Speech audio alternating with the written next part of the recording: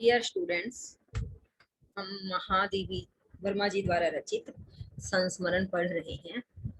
आज हम पढ़ेंगे सुभद्रा कुमारी चौहान जी के बारे में लिखा हुआ संस्मरण। संस्मरण जो है यह आपकी पाठ्य पुस्तक का नाम है और जो संस्मरण यह बुक लिखी है, जो इसकी लेखिका है वो है महादेवी वर्मा। आज हम सुभद्रा कुमारी चौहान के बारे में पढ़ेंगे। इससे पहले भी हम एक लेक्चर में सुभद्रा कुमारी चौहान के बारे में रचित संस्मरण हम पढ़ चुके हैं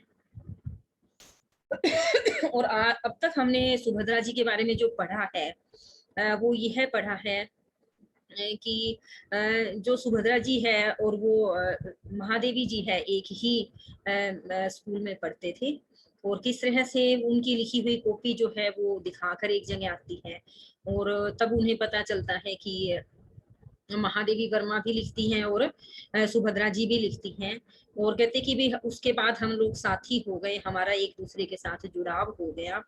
इस तरह से फिर हमने उनके कद काठी के बारे में पढ़ा कि वह एक जो है भारतीय नारी जैसी ही दिखाई देती हैं। वे वैसी बिल्कुल भी नहीं लगती जैसे उनके गीत है। उन्होंने ज्यादातर वीर रस से युक्त रचनाएं लिखी हैं, देशभक्ति की रचनाएं लिखी हैं और जो है, लेकिन ऐसा वो कहीं भी दिखाई नहीं देती कि वो कठोर है या वो बिल्कुल जो एक सौम्य भारतीय नारी होती है वैसी दिखाई देती है। और उसके बाद महादेवी वर्मा ने सुभद्रा जी के एक विशेष गुण के बारे में भी लिखा कि वह जो है बहुत हंसमुख स्वभाव की, उनकी हंसी निश्चय ही असाधारण है। वे खुद तो हमेशा हंसमुख रहती ही हैं, हमेशा हंसती ही हैं। जो उनके साथ रहता है वह भी हंसने वाले स्वभाव का, हंसमुख स्वभाव का हो जाता है। और उन्होंने इसके लिए जो शब्द प्रयोग किया वो यह है कि जो उनकी हंसी थी वो संक्रामक थी, अर्थात जो उनके साथ एक दूसरे के साथ ट्रांसफर होने वाली बात होती है ना, जो गुण होता है, संक्रामक शब्द का अर्थ होता है। तो वो कहते कि वो उनकी हंसी जो है उनका स्वभाव था और वह स्वभाव जो उनके साथ रहता है उनके लिए भी जुड़ जाता है। और कहते कि जो इतने हंसमुख स्वभाव की महिला थी उसके अंदर एक खास बात और थी कि वह अपने कर्तव्य के प्रति बहुत ही कर्तव्यनिष्ठ और दृढ़ भी थी। जहां वो एक सौम्य भारतीय नारी का जो उनका व्यक्तित्व है वह दिखाई देता था। उन्होंने रचनाएं वीर रस से युक्त लिखी हैं। अर्थात लेखिका क्या कहना चाहती है कि सुभद्रा जी जो है उनका बाहरी व्यक्तित्व जो है, उनका हृदय जो है वह कोमल और सौम्य है, पर जो उनका कृतित्व है, जो उनके कार्य हैं वह बहुत दृढ़ और एक निश्चय, दृढ़ निश्चय वाले व्यक्तित्व के जैसे बिल्कुल लगते हैं। कहते कि जब उन्हें यह पता था कि उनके जो होने वाले पति हैं वो स्वतंत्रता सेनानी है, कभी भी उन्हें जेल जाना पड़ सकता है, हो सकता है कि जो विवाह की मंगल जीवन की शुरुआत है वह भी कारागार में ही की जाए, गृहस्थी कारागार में ही बसानी पड़े। वह पहले उनसे मिल चुकी थी, यह बात जानती भी थी, उसके बावजूद उन्होंने उन्हीं के साथ विवाह भी किया और अपनी गृहस्थी उनके साथ बसाई भी और बहुत अच्छे से निभाई भी। तो ये कहना चाहते हैं महादेवी वर्मा जी, सुभद्रा जी जो है वह एक संपूर्ण व्यक्तित्व की स्वामिनी है और उन्होंने अपने जीवन में जितने भी आप कह सकते हैं समस्याएं आई या जीवन के अंदर जिन जिन पहलुओं का सामना करना पड़ा उनको बहुत अच्छे से किया। उनका लेखन अद्वितीय है, उनका व्यक्तित्व जो है अद्वितीय है, इस तरह से वह इसके बारे में कहती है। अब आइए हम आगे बढ़ते हैं कि उस छोटे से अध बने घर की छोटी सी सीमा में उन्होंने क्या नहीं संग्रहित किया। छोटे बड़े पेड़, रंग बिरंगे फूलों के पौधे की क्यारियां, ऋतु के अनुसार तरकारियां, गायें, बच्चे आदि आदि बड़ी गृहस्थी की सब साज सज्जा वहां विराट दृश्य के छोटे चित्र के समान उपस्थित थी। अपने इस आकार में छोटे साम्राज्य को उन्होंने अपनी ममता के जादू से इतना विशाल बना रखा था कि उसके द्वार पर न कोई अनाहुत रहा और न ही निराश लौटा। जो आप महादेवी वर्मा जी द्वारा रचित है सुभद्रा जी का संस्मरण पढ़ रहे हैं, उस संस्मरण की जो सबसे मुख्य बात है वह इस पंक्तियों में आपको दिखेगी और बहुत ही प्रेरणादायक है। देखिए उन्होंने क्या कहा, अध बने घर की छोटी सी सीमा में।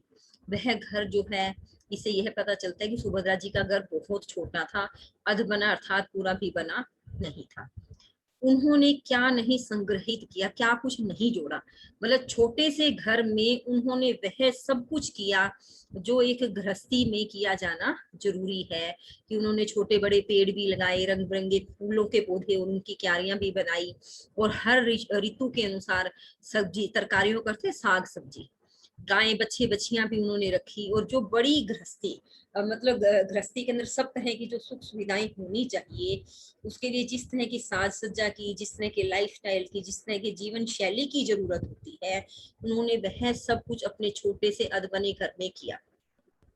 और लेखिका ने क्या कहा कि विराट दृश्य के छोटे चित्र के समान उपस्थित थी, कि ऐसा लगता है जीवन बहुत बड़ा है, उसमें बहुत बड़ी बड़ी चीजें होनी चाहिए, और जैसे बहुत बड़ी गृहस्थी का जो एक दृश्य है, उसका एक छोटा सा चित्र के समान वहां उपस्थित है। इसका अर्थ क्या है, थोड़े में उन्होंने बहुत ज्यादा करके दिखाया। अपने इस आकार में छोटे साम्राज्य, जो अपनी गृहस्थी का जो छोटा सा घर था, अपनी ममता के जादू से उसने, सुभद्रा जी ने इतना बड़ा बना रखा था कि उनके द्वार पर न कोई अनाहुत रहा, कि बिना बुलाया, मतलब कि ऐसा कोई व्यक्ति नहीं था जो उनके घर न आता हो। जितने भी बड़े साहित्यकार हैं, स्वतंत्रता सेनानी हैं, अगर शिक्षा ग्रहण करने वाले बच्चे हैं, साहित्य वाले व्यक्ति हैं, अर्थात उनका जो सामाजिक सर्कल था, सामाजिक जीवन था, वह बहुत बड़ा था। वह सबको अपने घर पूरे आदर और सम्मान से बुलाती थी, न ही कोई निराश लौटा, कि जो भी उनके पास आया वह हंसी खुशी के साथ ही गया। जिसको जिस चीज की जरूरत है, सुभद्रा जी वह सबकी जरूरत पूरी करती है, सबको ममता देती है, सबको प्यार देती है, सबको अपनापन। उनका हृदय इतना विशाल, इतना बड़ा है कि उनके यहाँ पर जो जगह है, या आप कह सकते हैं घर में जगह की कमी जो है, वह कहीं भी आड़े नहीं आती। सुभद्रा जी क्या कहना चाहती थी अपने जीवन के बारे में, कि मुझे इस बात से फर्क नहीं पड़ता मेरे पास साधन कितने हैं, पर मेरे लिए यह अति आवश्यक है कि मैं कम से कम साधनों में ज्यादा से ज्यादा लोगों को अपना बना सकूं। उनका जो ममता का जादू है वह ऐसा ही है। सुभद्रा जी के बारे में महादेवी वर्मा जी ऐसे कहती है, आपने यहाँ यह समझ लिया कि ऐसा कोई व्यक्ति नहीं जो उनके घर, मतलब इसका अर्थ है उनके घर आने वालों की संख्या बहुत ज्यादा, अनाहुत कोई नहीं था, आने वालों की संख्या ज्यादा थी, क्योंकि वो एक बहुत अच्छी लेखिका है, ठीक है, एक अच्छी कवित्री हैं, और उनके जो पति हैं वो स्वतंत्रता सेनानी हैं। फिर उनका स्वभाव जो है वह हंसमुख और मिलनसार है। तो इस तरह से जो उनका समाज है, जुड़ाव है, वह बहुत ज्यादा था। और इस वो उसके साथ क्या करती हैं, अपने घर को बहुत ज्यादा व्यवस्थित रखती हैं, हर आने वाले को सुख और अमन और चैन देने का उनका स्वभाव था। नारी के हृदय में जो गंभीर ममता सजल वीर भाव उत्पन्न होता है, क्या कहना चाहती हैं, वह पुरुष के उग्र शौर्य से अधिक, उग्र शौर्य से अधिक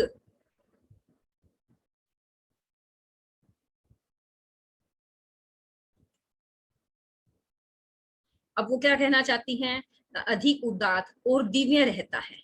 लेखिका क्या कर रही है, पुरुष अपने व्यक्तिगत या समूहगत राग द्वेष के लिए क्या कहते हैं कि कोई ना कोई वो कर सकता है। नारी के हृदय में जो कोई गंभीर ममता सजल वीर भाव उत्पन्न होता है, कि उसके अंदर एक ममता होती है। सजल का अर्थ है आंसुओं से युक्त जो है, वह वीर भाव होता है। तो वो कहना चाहती हैं कि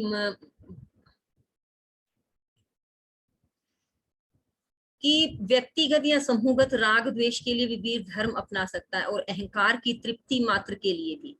पर नारी अपने सृजन की बाधाएं दूर करने के लिए या अपनी कल्याणी सृष्टि की रक्षा के लिए ही रुद्र बनती है। अतः उसकी वीरता के समकक्ष रखने योग्य प्रेरणाएं संसार के कोश में कम है। अब सुभद्रा जी के व्यक्तित्व के माध्यम से संपूर्ण नारी जाति के प्रति एक सम्मान भाव प्रकट करते हुए महादेवी जी कहती हैं कि उसके हृदय में जो गंभीर ममता, प्यार होता है, अपनापन होता है। वीर भाव का अर्थ क्या है, उसमें एक साहस भी होता है। वह पुरुष के उग्र शौर्य से अधिक उदात्त और दिव्य होता है।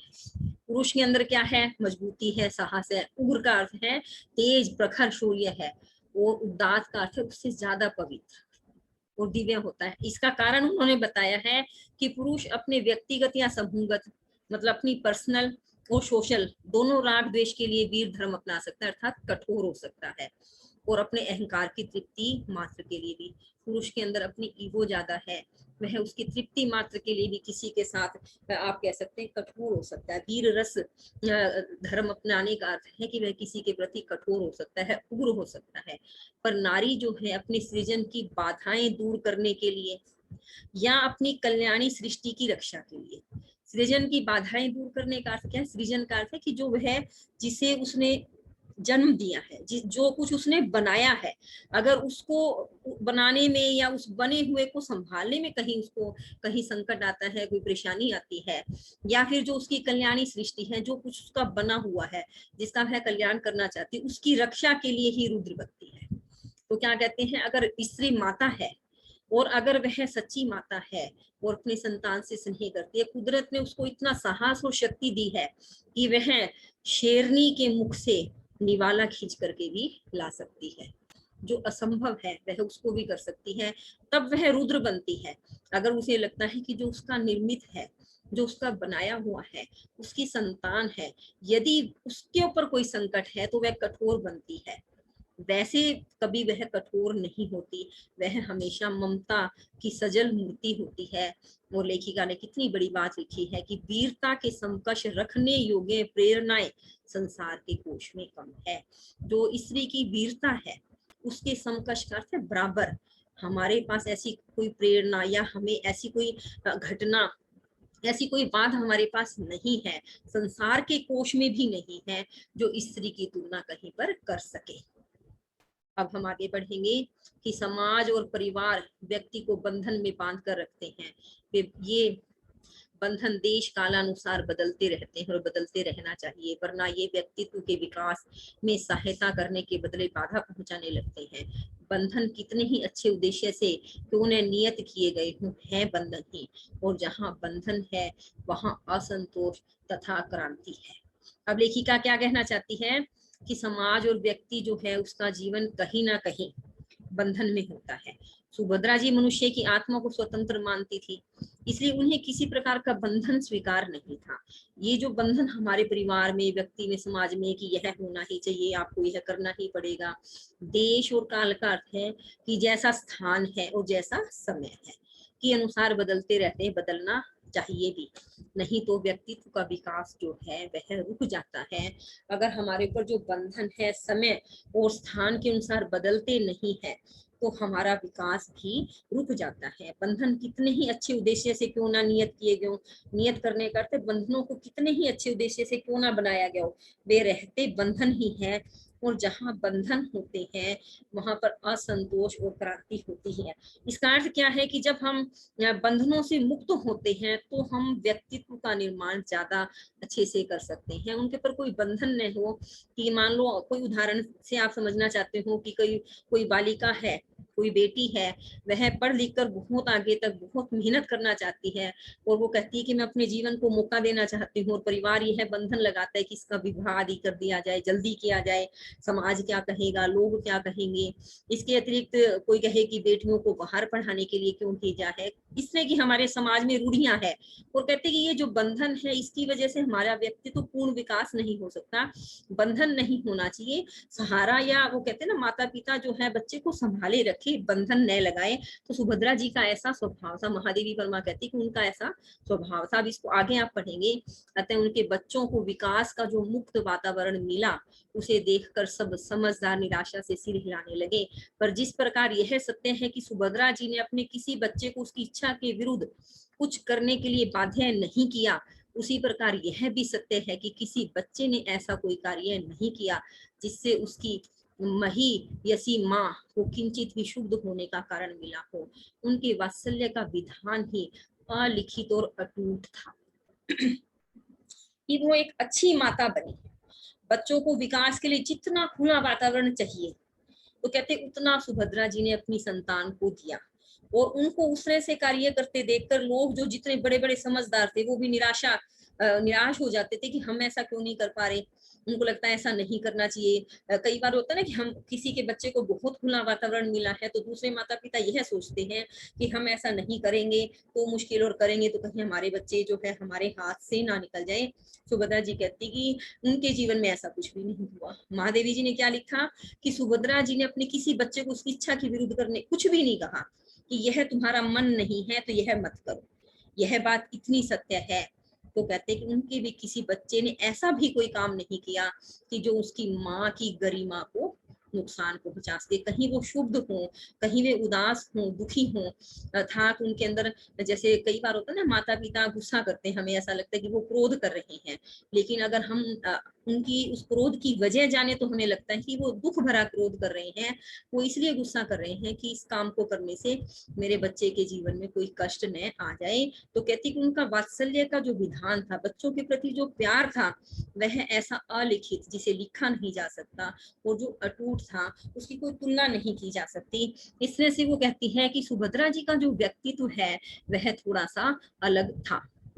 वो फिर आगे लिखती है कि हम दोनों जब साथ रहती थी तब बात 1 मिनट और हंसी 5 मिनट का अनुपात रहता था, कि मतलब हम दोनों जब साथ हैं तो 1 मिनट बात और 5 मिनट हंसी, 1 और 5 का अनुपात है।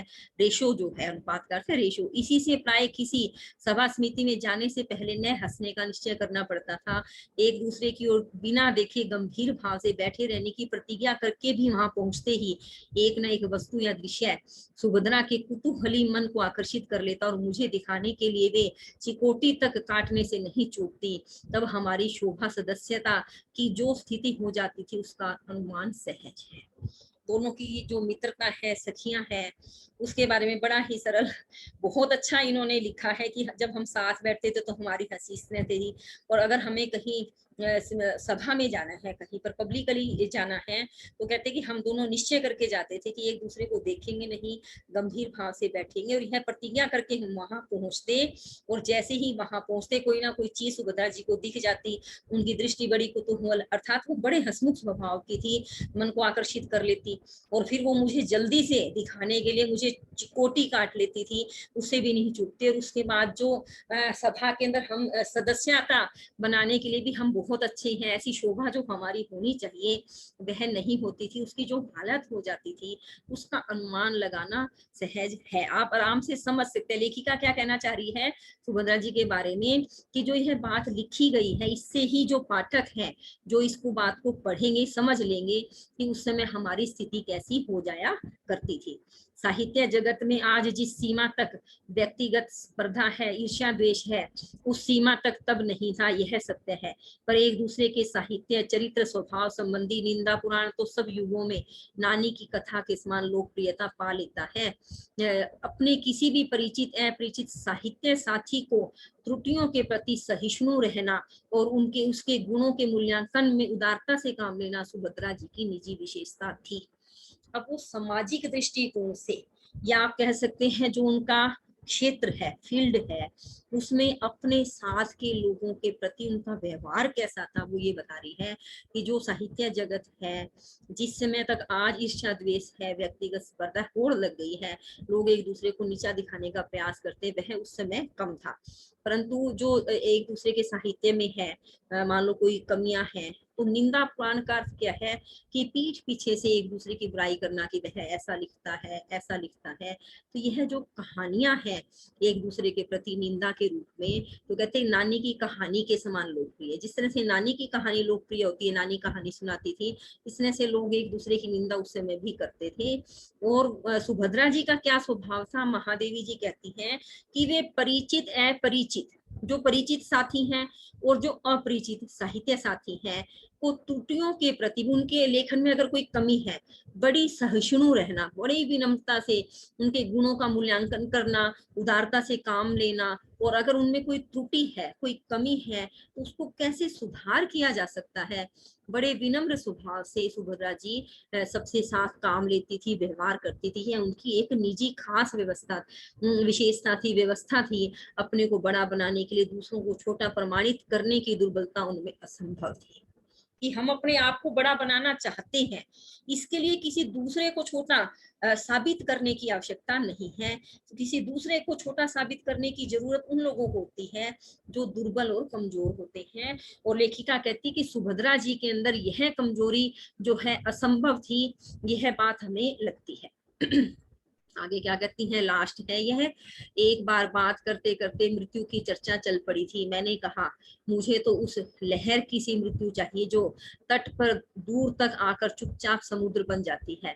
सुभद्रा बोली, मेरे मन में तो मरने की बात भी, धरती छोड़ने की कल्पना भी नहीं है। मैं चाहती हूँ मेरी एक समाधि हो जिसके चारों ओर नित्य मेला लगता रहे, बच्चे खेलते रहे और कोलाहल होता रहे। अब बताओ तुम्हारी नाम धाम रहित लहर से यह आनंद अच्छा है या नहीं। अब देखिए लेखिका ने उनके बारे में क्या लिखा है कि जो महान व्यक्तित्व है वो अपने आप को मरा हुआ मानते ही नहीं है, न वो मरने से डरते हैं। वो कहते हैं कि हम जीवन में कुछ ऐसा कार्य करके जाएं, कुछ ऐसा बना के जाएं, या हमारे जाने के बाद हमारे नाम से ऐसा कोई स्थल बने जहां पर जो है बच्चे बड़े सब जो है आकर के आनंद ले सकें। तो कहते हैं कि महादेवी वर्मा कहती है, एक बार मैंने जब उनसे बातचीत की कि हमें मृत्यु किस तरह की होनी चाहिए, कि लहर की सी मृत्यु होनी चाहिए जो तट पर दूर तक आकर चुपचाप समुद्र बन जाती है, अर्थात चुपचाप से इस दुनिया से चले जाएं, ऐसा कुछ हो ही ना जो किसी को पता चले। फिर सुभद्रा जी कहती कि मेरे मन में तो कभी भी मरने की बात नहीं आती, इस धरती को छोड़ने की कल्पना तक मैं नहीं कर सकती, अर्थात शरीर तो नश्वर है, लेकिन मैं जो मेरे कार्य हैं वह एक समाधि के रूप में जब मैं चली जाऊं मुझे समाधि दी जाए, जो मेरे कार्य हैं वह इस समाज में युगों युगों तक फैले रहे, एक ऐसा कोई स्थल बने। मतलब कहने का अर्थ है कि मेरी मृत्यु भी जो है वह यादगार हो। ऐसा सुभद्रा जी का मन था कि नित्य मेला लगे, बच्चे वहां खेले, कोलाहल हो, शोर हो। और फिर वो कहती है कि नाम रहित लहर से यह आनंद अच्छा है या नहीं, कि हम जाने के बाद भी लोगों के दिलों में हमेशा मौजूद रह सके, यह बात अच्छी है या नहीं। देखिए महादेवी वर्मा, सुभद्रा कुमारी चौहान, इसके अलावा भी जो भी बड़े महान व्यक्तित्व है, अगर आप उनके जीवन के बारे में थोड़ा सा भी पढ़ते हैं तो आपको यह प्रेरणा अवश्य मिलती है कि हमारे पास साधन कितने हैं, या ज्यादा साधनों की आवश्यकता नहीं है। हमारा हृदय विशाल होना चाहिए, हमारी सोच जो है वह विस्तृत होनी चाहिए। जीवन बहुत बड़ा है, बहुत महान है, और इसमें महान कार्य करने के लिए जो अवसर है वह कभी भी समाप्त नहीं होते। जिस क्षण आपको यह लगता है कि अब कुछ नहीं बचा, सब कुछ समाप्त हो गया, उसी क्षण जो है एक नई शुरुआत का रास्ता हमारे सामने होता है। तो जिस भी व्यक्तित्व के बारे में जब हम पढ़ते हैं, जो साहित्य आपको पढ़ाया जाता है, आप बहुत से विषयों की जानकारी हासिल करते हैं, बहुत सारे विषय पढ़ते भी हैं, लेकिन उसमें जो सबसे बड़ी चीज होती है जो आपको प्रभावित कर सकती है वह है, हम किसी भी व्यक्तित्व के बारे में, किसी भी महान व्यक्तित्व के बारे में पढ़े, उसका चरित्र पढ़े, सुने, समझे, तो हमें कहीं ना कहीं प्रेरणा अवश्य मिलती है। जब आप किसी लैंग्वेज को पढ़ते हैं, किसी भाषा को पढ़ते हैं, क्योंकि भाषा ही सब तरह के ज्ञान का आधार है। अगर आपको भाषा नहीं आती, लैंग्वेज नहीं है, तो आप कोई भी ज्ञान प्राप्त नहीं कर सकते। तो उसका जो साहित्य आपको पढ़ने को मिलता है तो वह आपके व्यक्तित्व में एक अलग प्रकार का निखार लाता है। शिक्षा हर विषय की अच्छी है, और लैंग्वेज के माध्यम से जब हम साहित्य पढ़ते हैं तो जो हम शिक्षा ग्रहण कर चुके हैं उसको एग्जीक्यूट करने में हमें बड़ी मदद और सहयोग मिलता है। तो लेखिका क्या कहना चाहती है कि जो औचित्य है इन संस्मरण आदि को पढ़ने का, जो इनका उद्देश्य है वह यही है कि हर इंसान के जीवन में कोई परिवर्तन आ सके।